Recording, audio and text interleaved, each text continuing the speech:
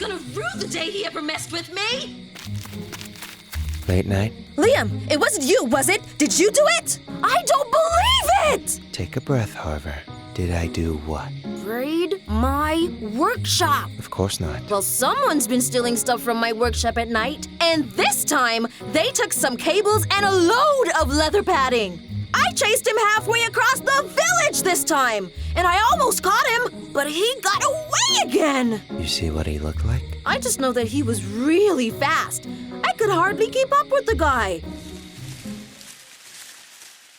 Think he's still nearby. What was that? Sounded like he broke through a storage shed. There he is! Get back here! I know you're out here, you thief! Give me back my stuff! That was... There! When I catch you, you're gonna be sorry!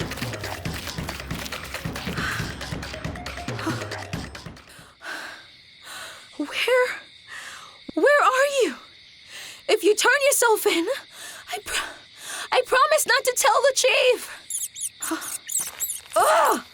I can hear him, but I can't see him. That's because your thief's a bit on the small side. Naralga?